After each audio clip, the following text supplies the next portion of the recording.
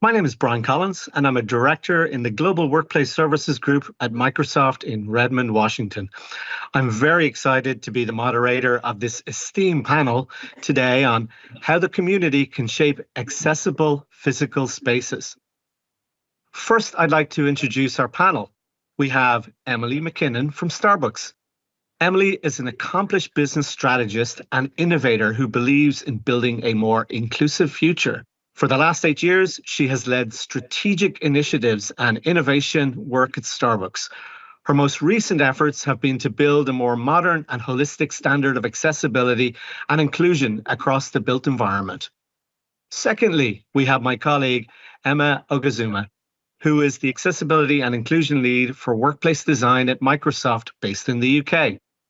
As the program lead for accessibility and inclusion at Microsoft, Emma combines her academic rigor with practical expertise.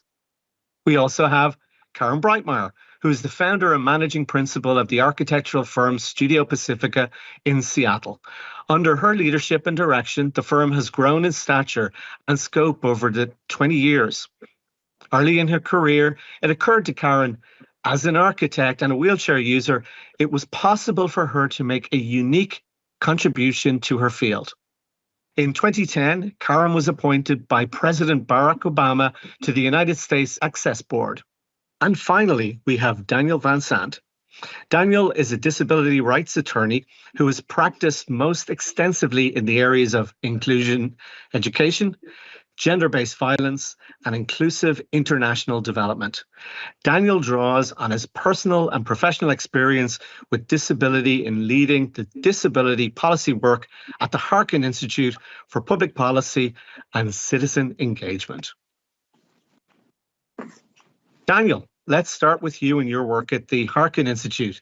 Your organization has been very progressive about workplace accessibility. Can you describe for us what you've been focused on and why it's been a priority? Sure. Thank you, Brian.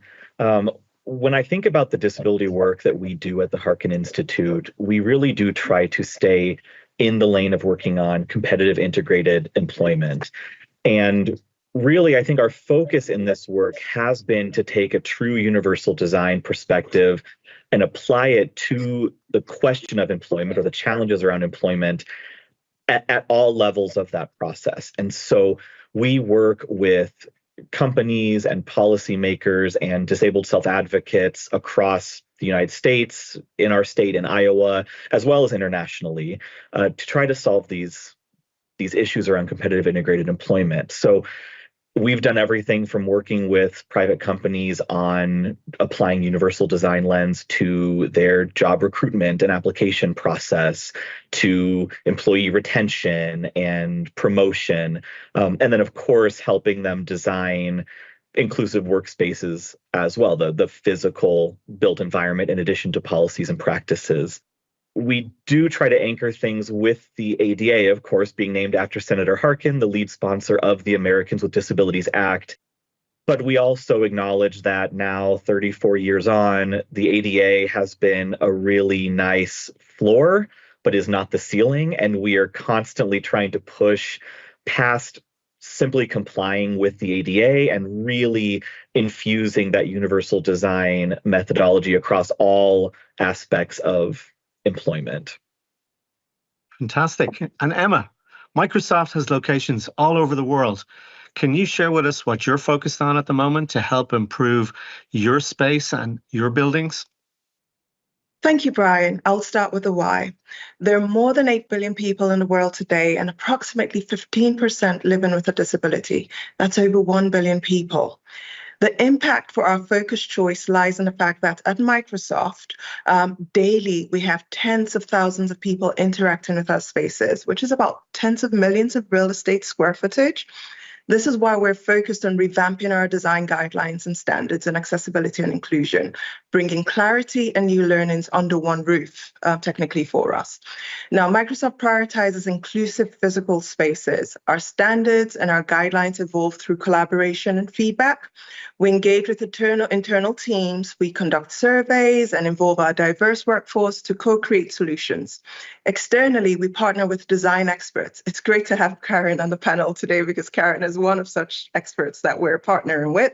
And Karen has been amazing in helping us with this new standards and guidelines that we're putting out. Thank you, Emma. Emily, you've been doing some amazing work at Starbucks.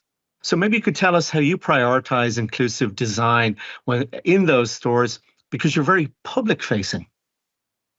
Yeah, great question. As we started to take a deeper look and examine where we were and how we best serve our diverse communities, we really recognized that the ADA doesn't always create equal experiences. And so we wanted to go above and beyond that. We wanted to actually create more accessible spaces for everyone. And at the same time, we weren't sure how to do that. There wasn't a roadmap for us. And so with that in mind, we started to build out inclusive design standards for our built environments. And inclusive design was the methodology that we chose because it very much fits the Starbucks brand in that we wanted to create a diverse set of experiences for a much broader range of people to enjoy our brand and our retail spaces.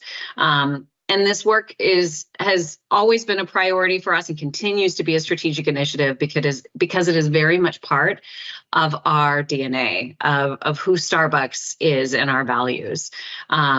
And so that's how we think about the importance of inclusive design in not only thinking about the customer experience, but also the employee experience and going above and beyond the ADA to truly build out a diverse set of ways for a broad range of people to experience Starbucks. I really appreciate that all of you are thinking about going beyond the standards that are out there. But Daniel, maybe you can give some practical examples of where you've made improvements at the Institute and how they've maybe had a positive impact on the disability community.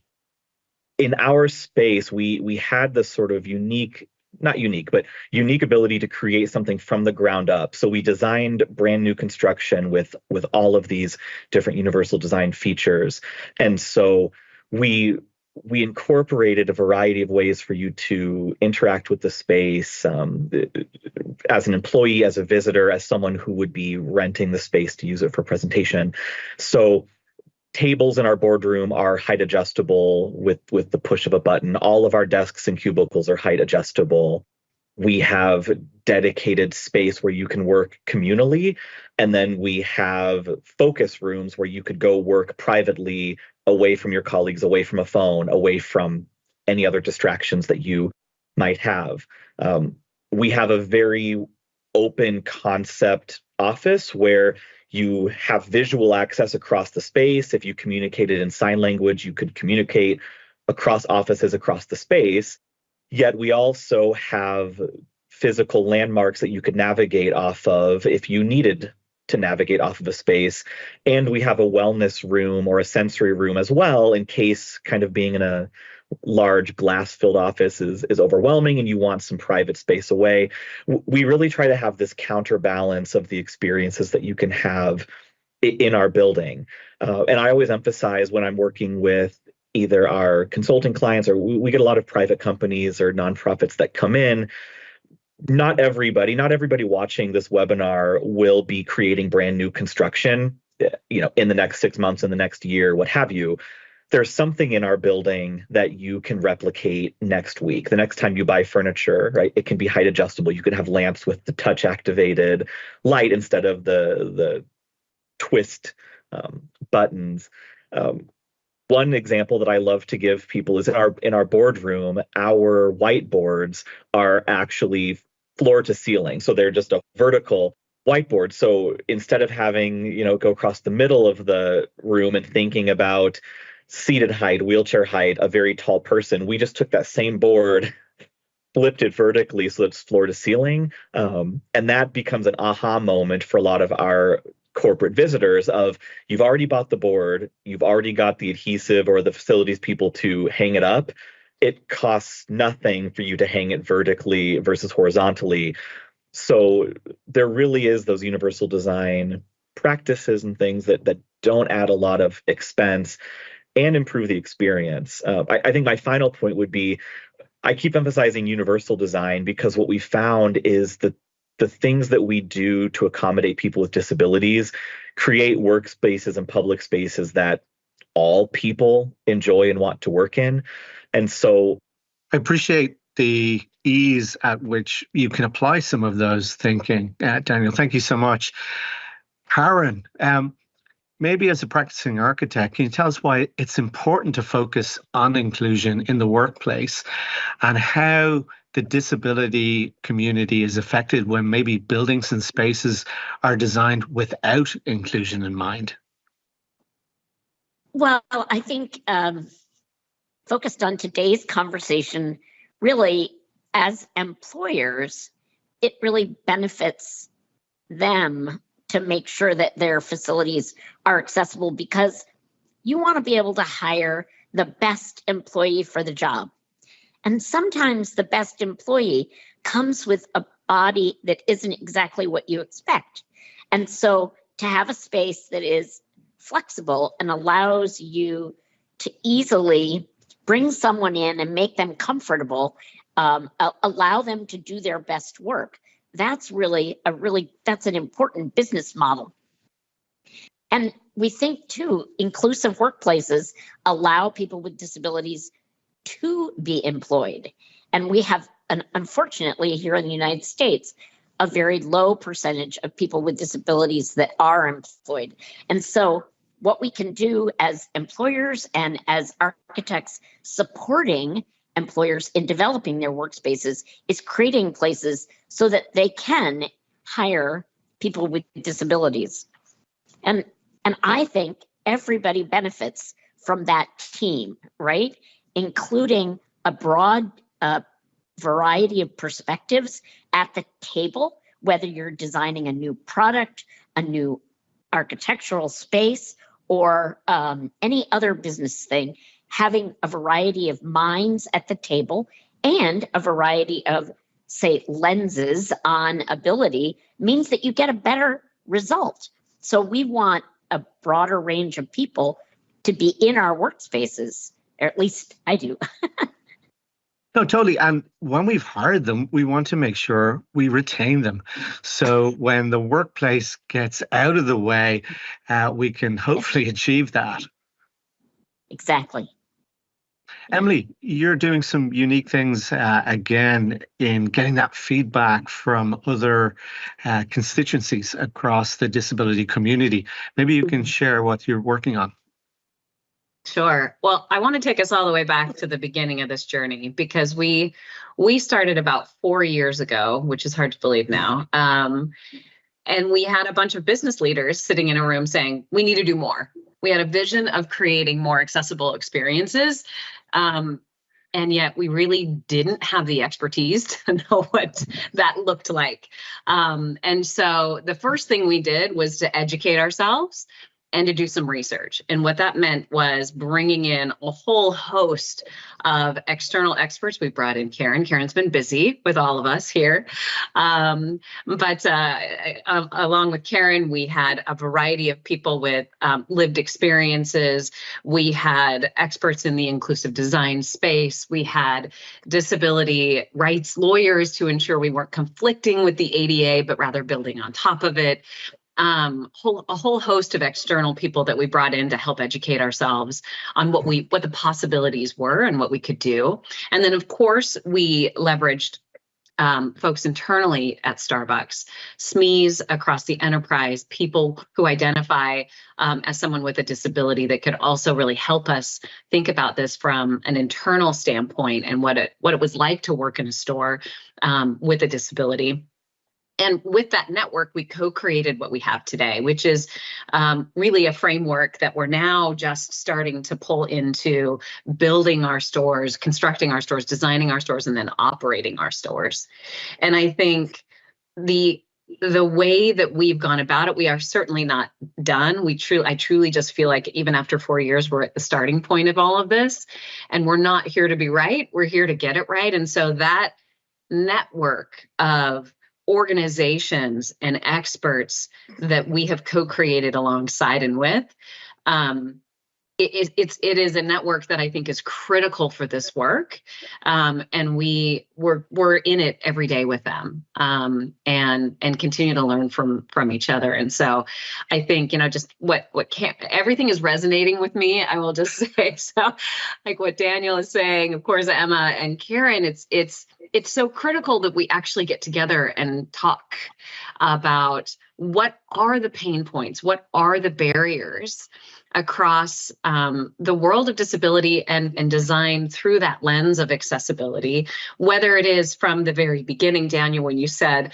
it is easier, it's so much easier to start with accessibility in mind and to design thoughtfully through. But there's also so many things that you can do today that tweak that experience to just allow higher level of participation across the board. Thank you, Emily. I love what you said there. We're not here to be right, we're here to get it right. So Karen, as a practicing architect and designer, I know you take people on that journey to create these spaces, these ideas that are going to make our environments much, much better. So maybe you can describe that process and how you leverage the lived experience of people with disabilities to do so. First of all, I'm very lucky to have a very diverse employee group here at my office, and we, like, every day build on what our individual perspectives are. As a wheelchair user and someone who's hard of hearing, I can't help but advocate for accessibility in all of the work we do.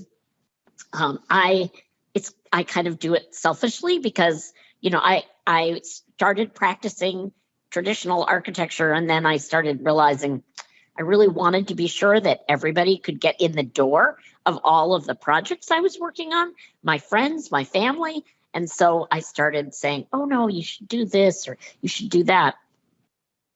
I think it's like developing a library in your head. As everybody has said, meeting our codes and regulations is the basement. And then we're looking at universal design and other things to help us kind of figure out what's going beyond. But I really believe there's a third level and we haven't found it yet. And we're working on how do we do that? And it's by mining the information of people who are going to be participating in that space, professionals, as Emily has talked about, doing research and really looking at what are the new ideas and new technologies that are out there that can help us support everybody. And I think it's fun. It's like cobbling together all sorts of great ideas and then laying it out there and saying to people, is this going to work for you? How does it work? So that's our approach. Not quite as scientific as maybe you would think. No, it's wonderful. And Daniel, I know when you built the Harkin Institute in Iowa, sometimes some of that feedback felt it was in conflict. And you had ways of kind of curating the feedback that you're getting from different people with different disabilities to get the best outcome. Maybe you can talk us through that process. Yeah, so what we did was to create an advisory committee for the project across disability representation. And I think most importantly, had that group meeting simultaneously. So whether they were in person or virtual, they were all meeting at the same time. Because what we find is if we were building our center specifically for people who are blind or have visual impairment, it would look very different than how it is today. Or, right, pick your disability. You can design for those disabilities, but what makes a space accessible for Karen as a wheelchair user creates some barriers for me as a physically disabled person who ambulates, right? But if Karen and I are in the same room or the same virtual room, between the two of us, we can find that third option that will be the best for us. And so we really found those compromise pieces across our committee gave us those sort of next level touches to the building, because your experience, you know what you've studied, but to have have all of that have the first person perspective was really, really valuable. And Emily, you're casting the net out far and wide. You're getting help from a wide range of people and organizations outside of Starbucks. I'd love for you to share what you're doing in that space. Sure. Well, I think one of the I would say outcomes of the wide network that we have built is the store that just opened actually this last week. So that was a labor of the last 2 years in working with disability organizations, as I mentioned, and inclusive design experts. Karen, you were part of this framework development.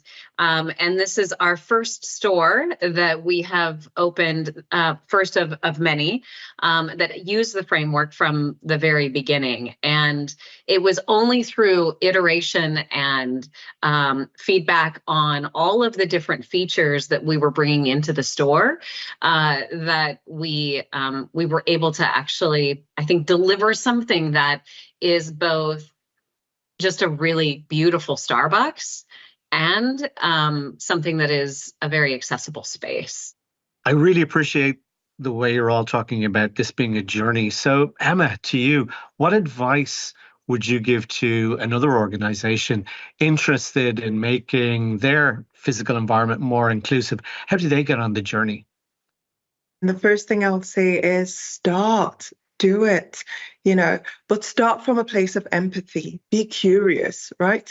Before I delve deeper, I would like to say that we will all be affected by disability, every single one of us. I would like us to remember that disability is, situational, it's temporary, it's permanent. So when designing for inclusion, really, I want people to remember we're creating good design, design that will affect everyone, right? So start, right? When inclusion is considered at the very start of a project, let's call that the project's the project's foundations, let's say, the foundations of your design. It makes for easy and amazing designs that are often cost neutral. I mean, Daniel mentioned that earlier, in his talk track, which I think is very true. And I'll share, a few examples of that. And it makes for a better overall design. When you design for all, you are invariably designing for every single one of us, right? You'll see on this image that we have up here a vertical actuator for our lift lobbies. Here we can see that this vertical actuator provides a solution for a person whose hands may be full. Somebody's carrying lots of books or something. You can push that with your elbow. You can push it with your hip.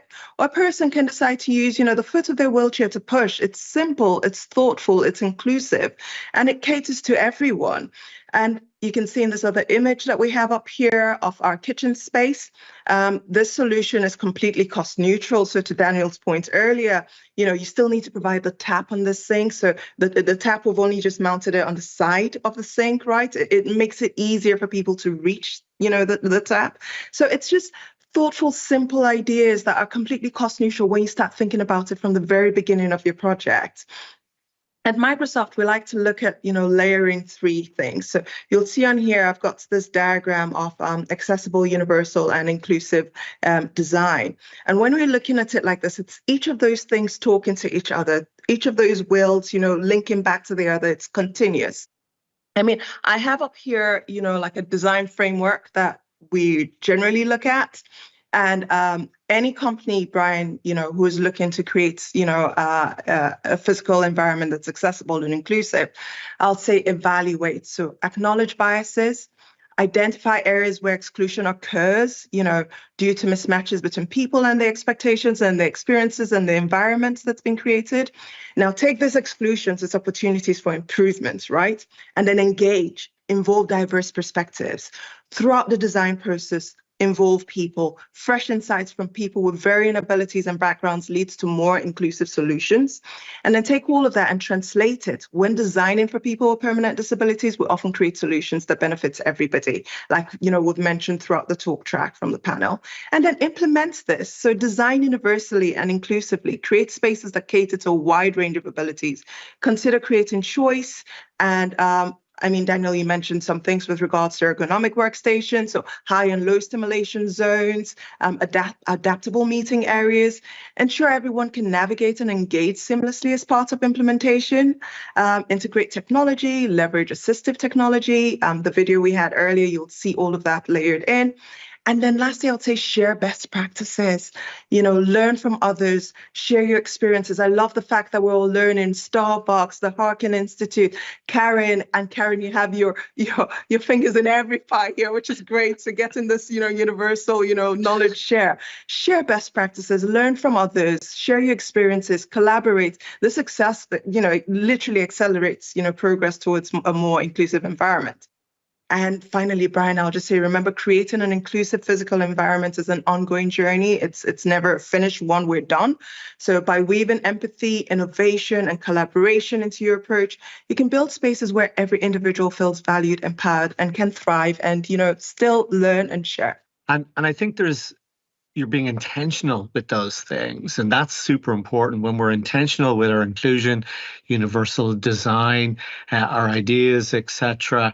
We're not in remediation in that process as well. And Emily, I want to go back to you and this new store you're opening up or have opened up in Washington, D.C.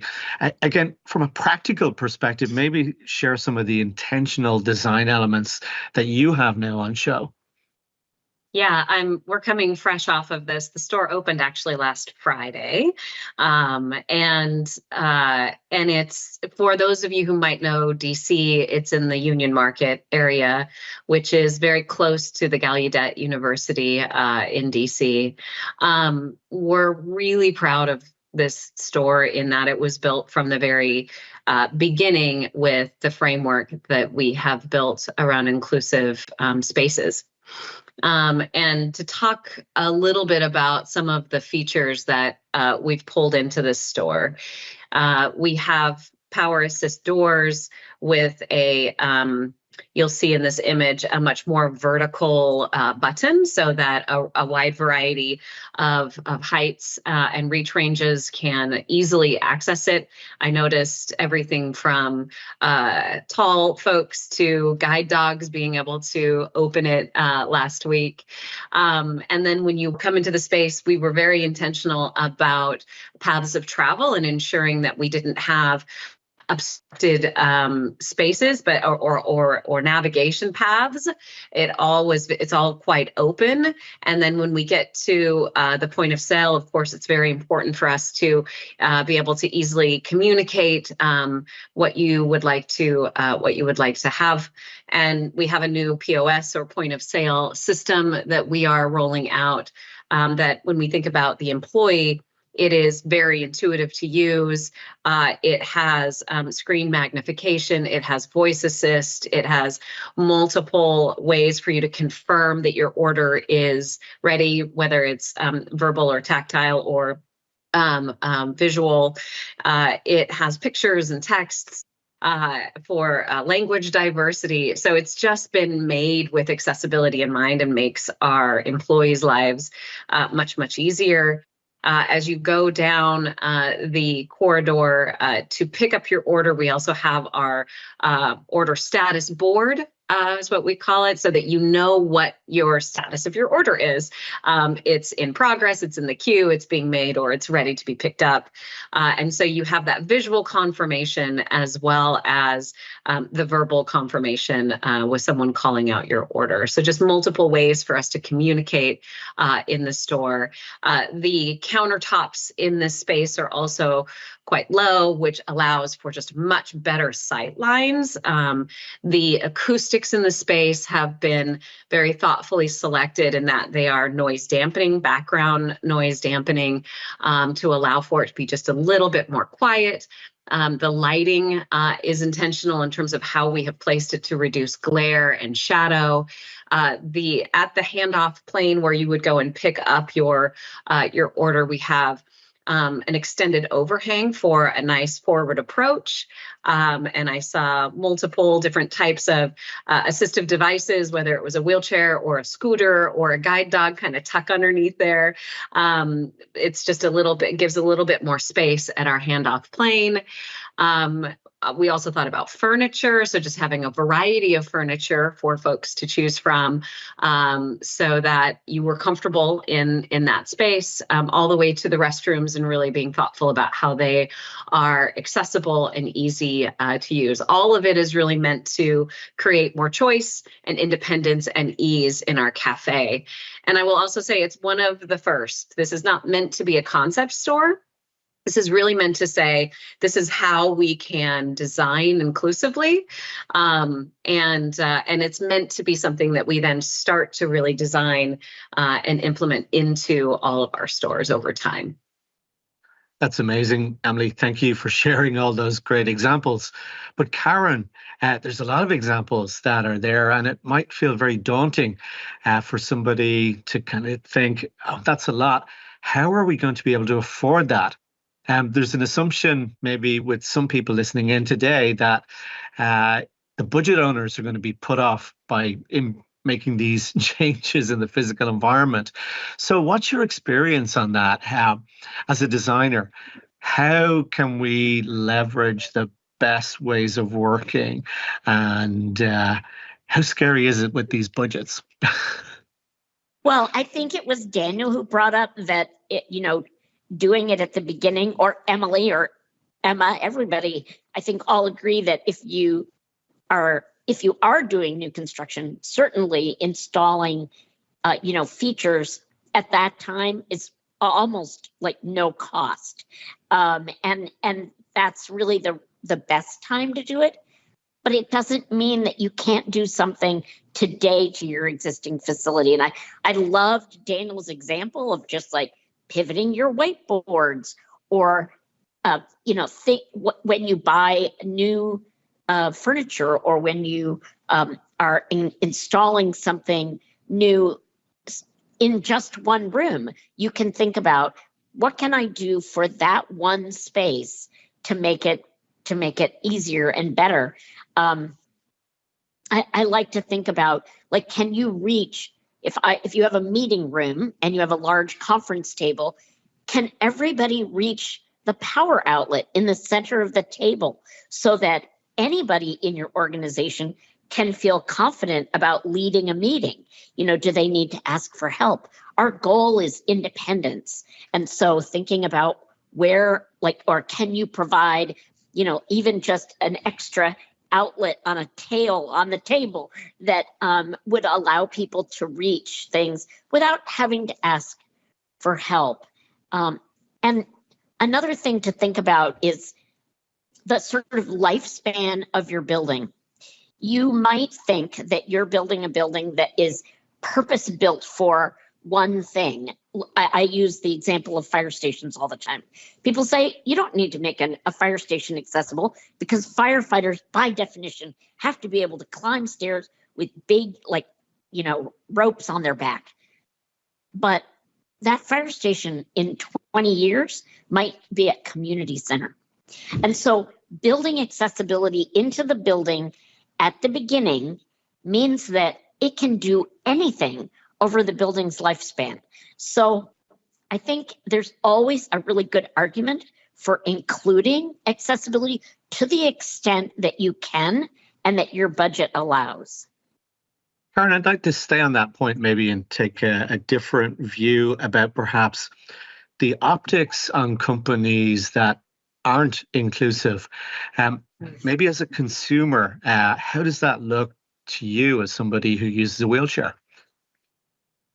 Well, bluntly, I do not engage with companies that I can't get in the door, and neither do my friends and family. And if you think about it, that's a pretty significant amount of buying power, right? So if I feel uncomfortable, if I go, for example, you walk into a fast food restaurant and all of the tables are tall tops with high seats, that does not say, hey, Karen, you're welcome here. It makes me think, I'm going to try somewhere else, turn around and leave. And I'm sure that's not what the designers were intending. That wasn't the message they wanted to send.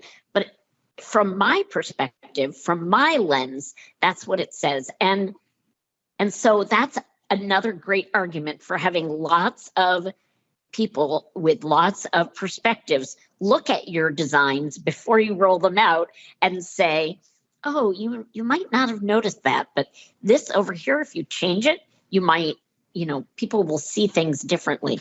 So I think that accessibility is just good business from a consumer perspective, from an employer perspective, and from an employee perspective. You want to feel like comfortable and safe in your environment. Well, there you go. I think a couple of big themes there. It's the right thing to do, and it's good for business. Yeah. So as we come towards the end of our panel discussion, I'd like to get some feedback from each of you on maybe what's next. So Emily, you've opened this great store. It's going to be the foundation of what happens next. But what else are you working on that will have a future benefit to people with disabilities? Yeah, thanks for the question. Well, I think that we are, as I mentioned earlier, just at the very beginning of this, in terms of being able to really affect our overall portfolio of stores.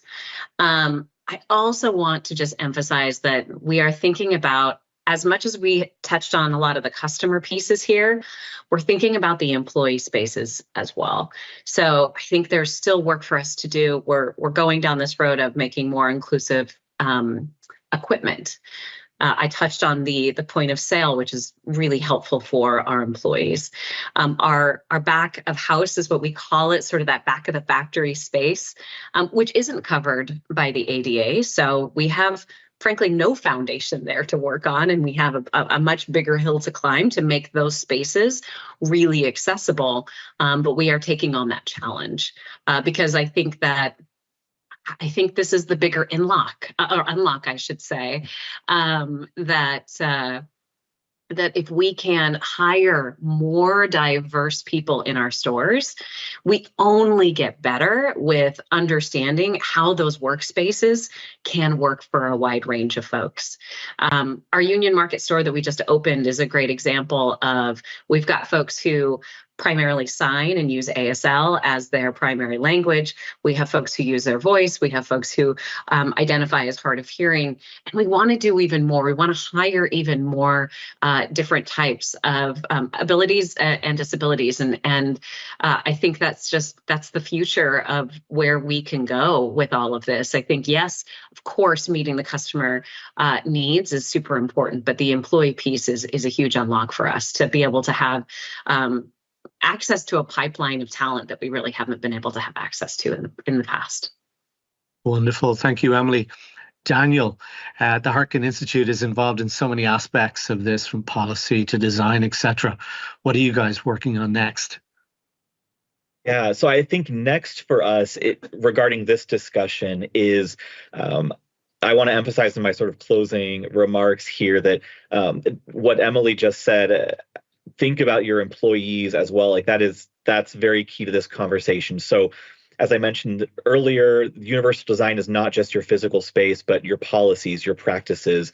Do you have a good place for people to work to take advantage of that beautiful designed place that you've created? I was really excited to hear from my co-panelists the emphasis on physical design not being limited to physical disabilities. And so we are working to expand how invisible disabilities, mental health conditions, neurodiversity also can have aspects of the built environment. And I think that's not quite the next stage that Karen mentioned, but that's where we are pushing this, that there's ways to design around mental health and neurodiversity as well. In terms of what the Institute is doing, please follow and engage with us. I mentioned our Harkin Summit on disability. We would love to see you there.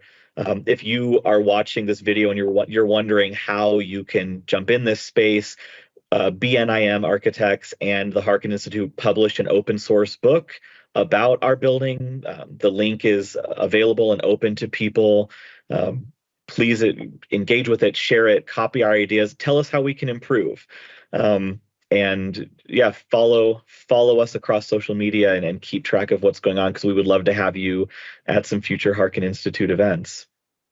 Thank you, Daniel. You mentioned neurodiversity there. Emma, I know we're about to undergo our continued journey around that particular group. Maybe you could share what we're about to undertake. Yes, well, Brian, neurodiversity or the inclusion of neurodiversity is woven throughout all aspects of Microsoft, from our technology, our people hiring, our procurement, and our physical design space. So focusing on our physical design space, Microsoft is committed to creating inclusive spaces that accommodate neurodiversity and offer choice. Our updated guidelines, which I mentioned earlier, which we'll have a link to later, has dedicated section in it for designing for neurodiversity, which I think is brilliant. So we've expanded, what we're looking at in the past from a neurodiversity perspective. And this looks at factoring in choice in spaces which support autonomy in a person's workday, where people can choose how they would like to work. This aligns with the company's broader commitment to accessibility and inclusion, ensuring our spaces are welcoming and supportive of every type of person and all employees. So that's, pretty much what we're looking at. It's constantly part of everything we're doing, and we're building it, weaving it very actively into our physically built spaces now. And finally, Karen, because this is a journey we're all on, we're never done. We've heard that from the panel, but what's next for you? Well, Brian, I think I'm going to continue with my advocacy to encourage more people with disabilities to get into the design professions, because I think, if you want to change the world, personally, I think architecture's a great job, like one of the best careers. If you want to change the world, that's a great way to do it. And I think people of all abilities need to be at the design table. And so we want to encourage more young people who are out there to think, I can make a difference, and this is a great way to do it. So I think that's my hope.